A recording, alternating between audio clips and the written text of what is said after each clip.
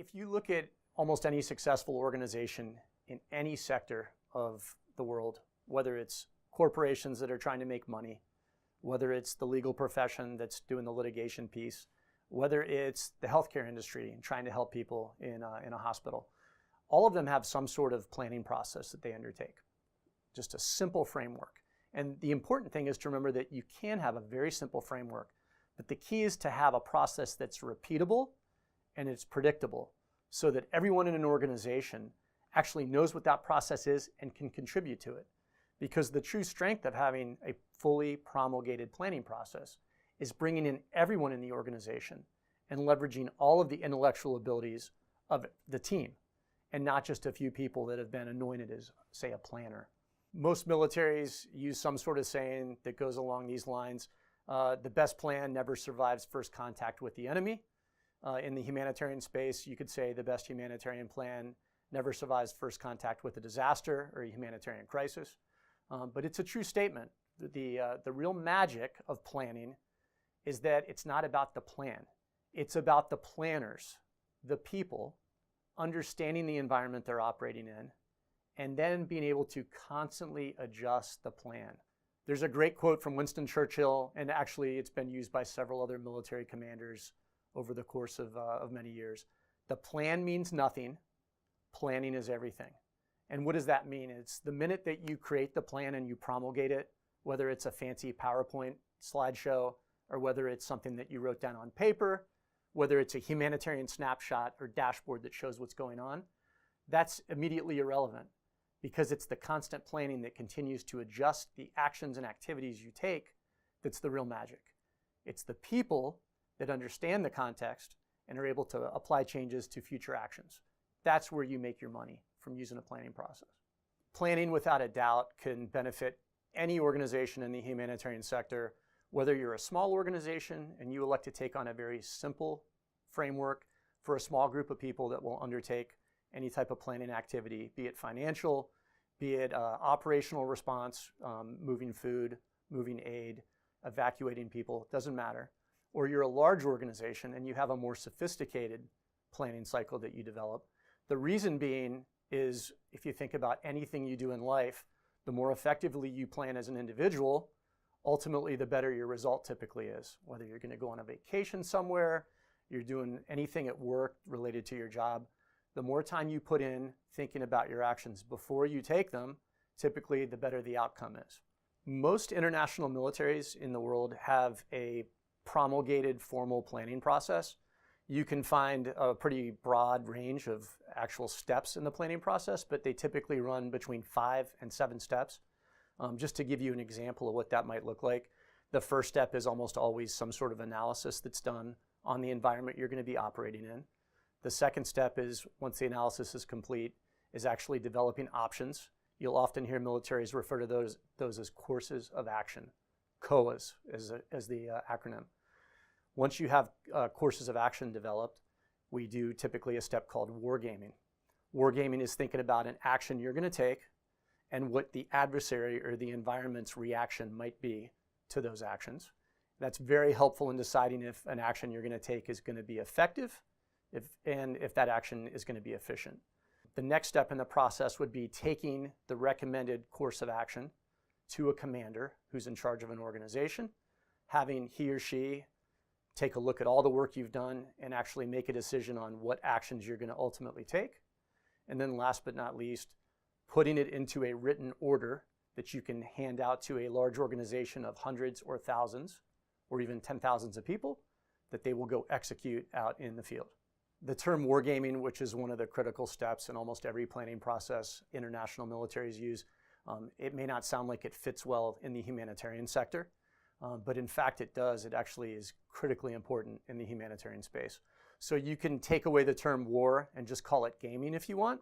Another term that's often used is a red cell. So the red cell meaning it's an adversary. I like to think of any humanitarian crisis is the adversary is actually the aftermath of a crisis. So it's people suffering, potentially people getting killed, people starving, needing some sort of aid. So in the humanitarian context, thinking about any action that you're going to take as an organization, whether it's in the development space or actually in the humanitarian response space for a disaster. Every action is going to have some sort of reaction, whether it's from a person or from the environment.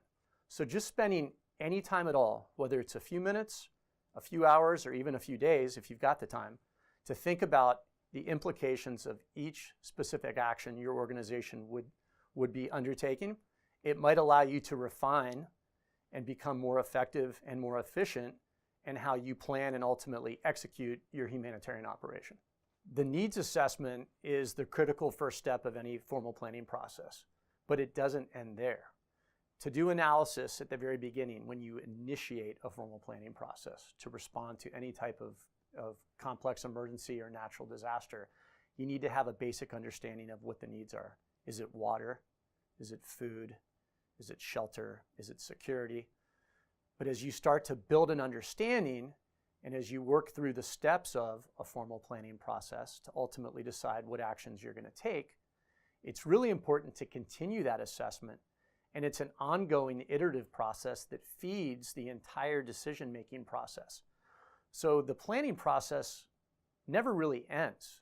You continue to execute and refine the decisions that you've made each day and sometimes even each hour of a humanitarian operation.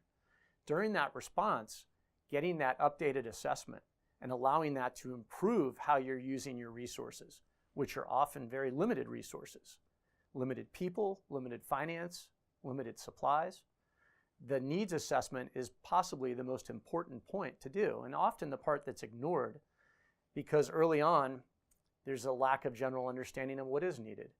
I think the information communication technology arena and some of the remote sensing work that's being done, all these innovations in the humanitarian space, are going to allow us to be better planners in the humanitarian sector moving forward, because we are going to have more information. We're going to have more accurate information. The only issue is we might have information overload. Big data is definitely changing the way humanitarian responses are being conducted. It could, if we institute a formal planning process where applicable and where appropriate, it might allow us to ultimately all become better at providing coordinated responses across many different stakeholders. If you look at a large organization, say the United Nations Office for the Coordination of Humanitarian Affairs, when they have a humanitarian response that necessitates more than one agency within the UN, that they're going to be helping them manage that response with other organizations, they will typically undertake the humanitarian program cycle, which is a simple framework to understand, 5 steps, but it essentially allows them to do exactly what militaries would do, which is analyze the problem, think about how they're going to mobilize their resources in response to that problem, and most importantly, really share information across multiple stakeholders and coordinate effectively with many other organizations and actors that are going to be operating in that same environment, doing many different things, all towards one common objective, which is helping people that have been impacted by some sort of emergency. So you can look at the humanitarian program cycle, and typically the output of that is a UN humanitarian response plan. And it's going to have very high-level strategic objectives and activities that come out of that. And then that higher-level humanitarian response plan is typically broken down into 2 things: a country strategy for the country that's been impacted, and then a cluster plan for each of the clusters that's actually been activated to respond. So you can look, no matter how big your humanitarian organization is, if you're operating in that country where UN OCHA has operated and has executed that humanitarian program cycle, you could take a look at their higher level strategic objectives and the activities that they plan on undertaking. That'll allow you within that particular cluster then to look at the specific things that will focus on, say, nutrition or shelter or wash. And you can align yourself not only with the UN, but optimally with the other organizations that are going to be operating in the same environment as you. An excellent opportunity for an organization is to take a look at an existing response that has already been executed and to go back and try to take a retrospective look and start at the beginning by looking at the information you had at the start of that crisis, and then work through the planning process and war game it based on the knowledge you had at the very beginning, and work the entire team through that process in a very easy simulation. Do it on a tabletop, pull out a map, pen and paper, and work through that process. And that'll give you a deeper appreciation and the ability later to apply it for the next crisis. Another benefit of implementing a formal planning process for a humanitarian organization is built in or baked in to that plan is typically some sort of risk mitigation process. And again, by analyzing the risks, thinking about the actions you might take, thinking about the impact of those actions and potential reactions from the environment, that will inform both risk to people within your organization, whether it's a security risk, whether it's a risk of potential financial loss to your organization, or risk from a contextual perspective on the environment you're going to operate in. Do no harm.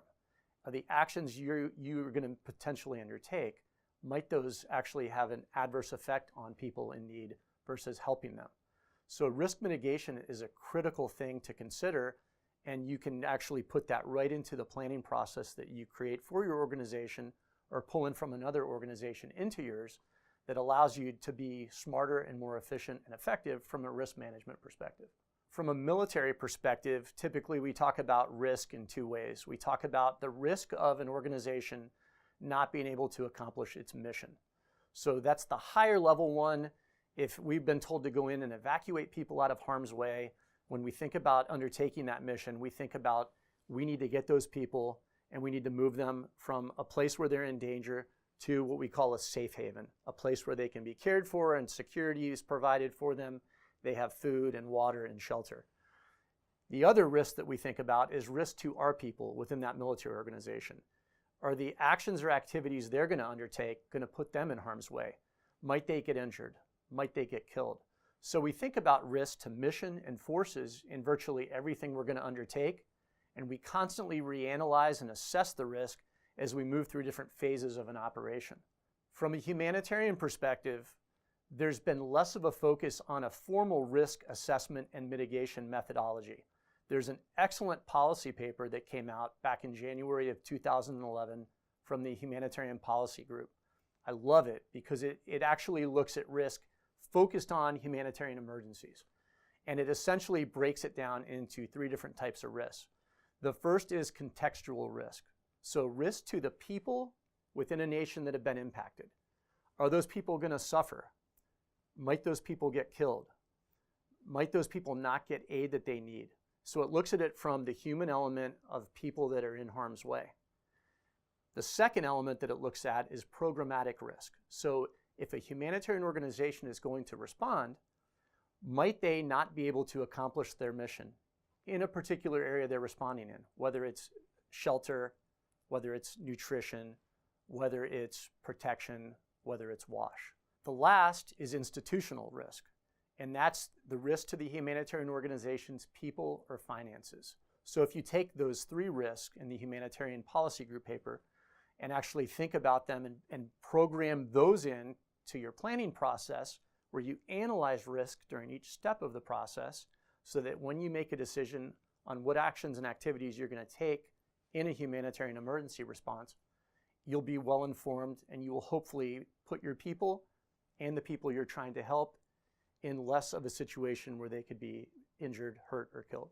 If I think about humanitarian organizations over the next few years actually starting to create formal planning processes that actually build in the risk mitigation piece, I feel like there's going to be tremendous success at a much higher level and in a much more meaningful way than when militaries respond to a humanitarian crisis, primarily because of humanitarian actors' deep understandings of the challenges that exist in each sector of the humanitarian space.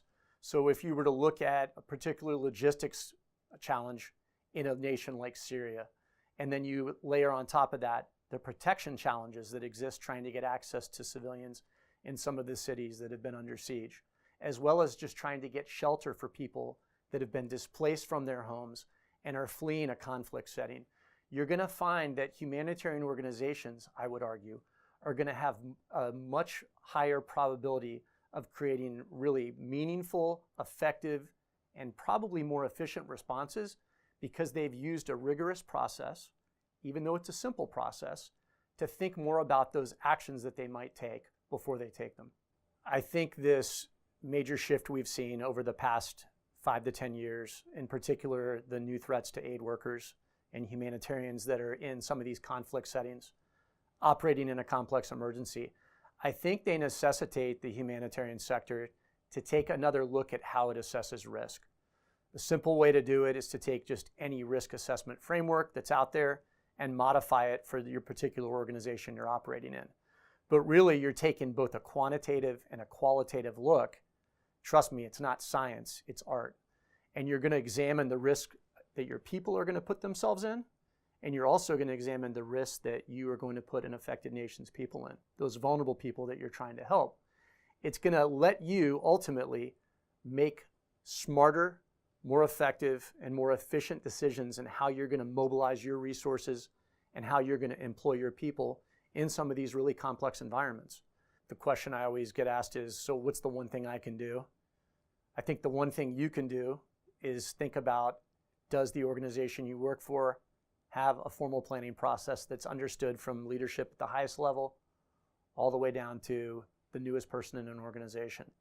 And if it doesn't, because you're in this extraordinary program on humanitarian leadership, then perhaps you can be the person to institute and initiate a new planning process, a formal planning process. Keep it simple. Make sure it's predictable. Make sure it's repeatable. But institute it. And don't wait to try it out during the next humanitarian emergency. Run a small simulation where you bring the whole staff in and you practice it for a few hours. And then over time, people will become comfortable with it, and ultimately you could use it in the real world for a real crisis.